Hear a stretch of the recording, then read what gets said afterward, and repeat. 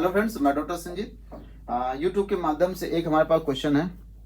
इन्होंने पूछा है, सर नॉर्मल एनल फिशर जो कभी कभी हो जाता है सिड्स बाथ से ठीक हो जाता है, it may be convert on piles problem in future. तो इनका जो क्वेश्चन पूछने का अभिप्राय है, ये कह रहे हैं कि क्या फिशर पाइल्स में कन्वर्ट हो जाता है। तो ऐसा नहीं है, फिशर पाइल्स में कन्वर्ट नहीं होता, लेकिन फिशर की वजह से पाइल्स बन सकता है। कैसे बनेगा वो हम लोग देखेंगे। आज हमारे साथ देखिए 8 डॉक्टर्स की हमारी टीम है जो हमारे साथ 400 में प्रैक्टिस करते हैं। तो आज का हमारा विषय है, फिशर की वजह से क्या पाइल्स हो सकता है कि नहीं हो सकता है। तो आज हम आपको समझाने की कोशिश करेंगे। फिशर का एक कारण बन सकता है पाइल्स को बनाने में। बाकी इसका सबसे मेजर फैक्टर ये होता है कॉन्स्टिपेशन।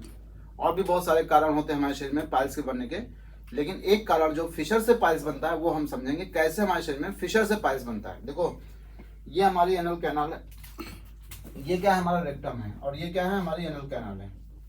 रेक्टम को मलाशय बोलते हैं। यहाँ पे हमारा मल स्टोर होता है, यानी यहाँ पे जो हमारा स्टूल होता है वो यहाँ पे भरा रहता है। स्टूल यानी यहाँ पे क्या है, आपका स्टूल है।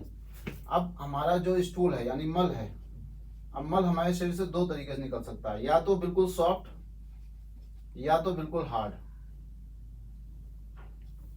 या तो बिल्कुल सॉफ्ट या तो बिल्कुल हार्ड। अब जो हार्ड स्टूल आएगा वो भी पाइल्स बनाने में हेल्प करता है और फिशर भी बनाने में हेल्प करता है। कैसे? देखिए, जब किसी को फिशर होता है तो फिशर में 4 चीजें देखने को मिलती हैं। सबसे पहले पेशेंट को, ज्यादातर पेशेंट हमें बताते हैं कि हमको जलन दर्द होता है, और कुछ लोग ये भी कहते हैं कि डॉक्टर साहब हमें ब्लड आता है लेकिन बहुत कम मात्रा में आता है। कुछ लोग कहते हैं डॉक्टर साहब हमें इचिंग हो रही है, खुजली हो रही है। और कुछ लोग ऐसे भी होते हैं फिशर के पेशेंट जो बताते हैं कि हमें जलन भी है, दर्द भी है, खून भी थोड़ा बहुत आता है और हमें खुजली भी होती है। तो ये जो फिशर के सिम्टम्स हैं, ये सिम्टम्स हैं, ये चारों सिम्टम हो सकता है एक साथ मिले, हो सकता है कि किसी को इसमें से केवल एक ही मिले। किसी को हो सकता है केवल जलन हो, किसी को हो सकता है किसी को दर्द हो, किसी को हो सकता है केवल थोड़ा बहुत खून आए, किसी को हो सकता है केवल खुजली हो। तो जरूरी नहीं कि फिशर में ये चारों चीजें एक साथ मिले, और जरूरी हो भी सकता है कि चारों चीज एक साथ मिल सकती हैं। अब क्या होता है, जब हमारे शरीर में आपको जलन या दर्द होगा, कभी जब हमें सुई चुभती है, एग्जाम्पल देखें, अगर हमें सुई चुभेगी तो हम अपने शरीर को क्या करते हैं, अंदर की ओर खींचते हैं, यानी अपने शरीर को कॉन्स्ट्रिक्ट करते हैं। सेम प्रक्रिया यहाँ भी होती है।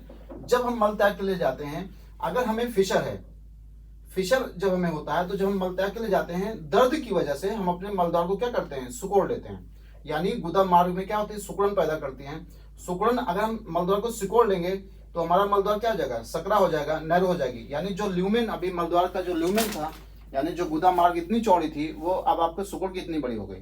तो अब क्या होगा, अब इसमें से जो मल निकलेगा वो आसानी से मल निकलेगा, इसमें से जो मल निकलेगा वो थोड़ा सा प्रेशर देना पड़ेगा, थोड़ा सा आपको स्ट्रेनिंग करनी पड़ेगी, यानी कांखना पड़ेगा लैट्रिन निकालने के लिए। तो इसकी वजह से क्या होता है, जो अभी आपको फिशर था, जब गुदा मार्ग में जब जलन दर्द होता है तो क्या होता है, ये हमारे स्फिंक्टर्स होते हैं। ये होता है इंटरनल स्फिंक्टर और ये होता है एक्सटर्नल स्फिंक्टर। इंटरनल स्फिंक्टर जो होता है, जो गुदा मार्ग का टोन होता है, इसका 85% एनल टोन को मेंटेन करता है, और जो एक्सटर्नल स्फिंक्टर होता है वो 15% एनल टोन को मेंटेन करता है।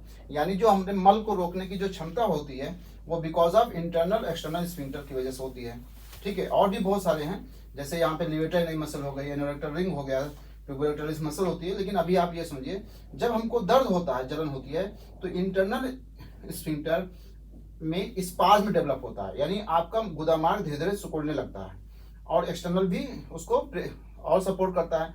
तो जब गुदा मार्ग में सिकुड़न पैदा होती है, तो ये है हमारी जो गुदा मार्ग अभी चौड़ी थी वो क्या हो गई, और कम हो गई, यानी जो ल्यूमेन था वो कम पड़ गया। अब क्या होता है कि जब कोई पाइप ज्यादा चौड़ी थी तो वहां से चीजें आसानी से निकल रही थी, जब वो सिकुड़ जाएगी तो वहां से चीजें थोड़ा सा दिक्कत में आएगी। तो जो अभी आपका मल हार्ड था, मान लेते हैं हार्ड स्टूल, कॉन्स्टिपेशन हो गया उसी समय, क्योंकि क्रोनिक फिशर में आप देखें तो कॉन्स्टिपेशन बिकॉज ऑफ फिशर से होने लगता है। क्योंकि जब दर्द होता है तो हम अपने मलद्वार को सिकोड़ लेते हैं, हम डर लगता है दर्द मतलब लैट्रिन जाने में, तो धीरे धीरे कॉन्स्टिपेशन भी पैदा हो जाता है। तो जब यही हार्ड स्टूल हमारे शरीर से बाहर की तरफ आएगा, यहाँ पे आएगा, अभी यहाँ पे क्या था, यहाँ पे ल्यूमेन चौड़ा था, आसानी से मल पास हो रहा था। जब ये मल हमारे एनल कैनाल के अंदर पहुंचेगा तो ये दीवारों पे प्रेशर डालेगा। जब प्रेशर पड़ेगा तो ये क्या देख रहे हैं, जो रेड कलर का हमने शो किया है यहाँ पे ब्लड वेसल दिखाया है, ये जो सुपीरियर हेमोराइडल वेन है, ये क्या है, सुपीरियर हेमोराइडल वेन, और ये है इंफीरियर हेमोराइडल वेन। सुपीरियर हेमोराइडल वेन की वजह से इंटरनल पाइल्स बनता है, और जो इंफीरियर होता है उससे एक्सटर्नल पाइल्स बनता है। अब क्या हुआ, स्फिंक्टर में यहाँ पे क्या था, ये जो स्फिंक्टर थे इसने इससे पीछे से इसको दबाव कर रहा है, और ये जो है इधर से इसको दबाव कर रहा है। तो क्या होता है, जो ब्लड वेसल्स होती हैं इसमें इसकी जो वेन होती है उसमें कंजेशन पैदा होता है।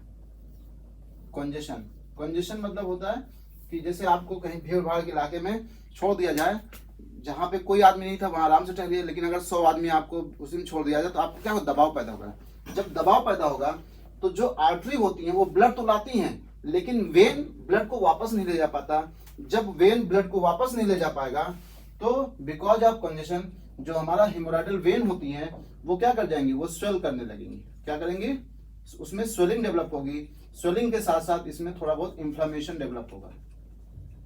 स्वेलिंग और इन्फ्लेमेशन, जब किसी को स्वेलिंग और इन्फ्लेमेशन आपके सुपीरियर हेमोराइडल वेन या इंफीरियर हेमोराइडल वेन में डेवलप होता है तो उसको पाइल्स बनना शुरू हो जाता है, उसी को बोलते हैं पाइल्स।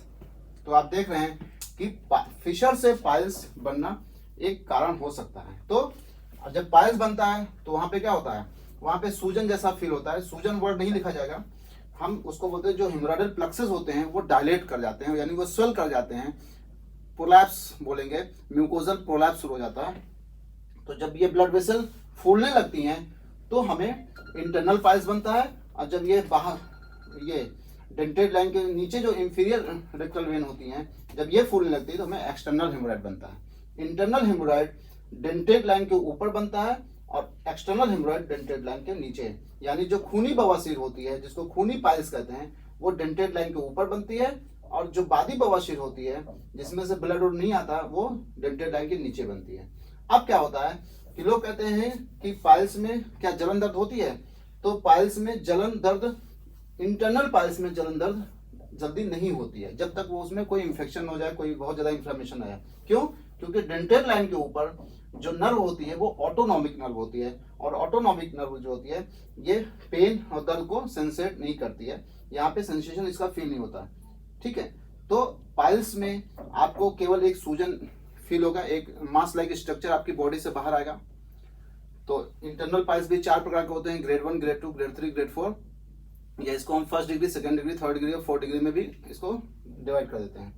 तो इंटरनल पाइल्स का बनने का एक कारण फिशर हो सकता है। ऐसे ही अगर आपके कोई क्वेश्चन हो मन में मल द्वार संबंधित तो मैं कोशिश करूंगा आपको इसी तरह समझा पाऊं। Thank you.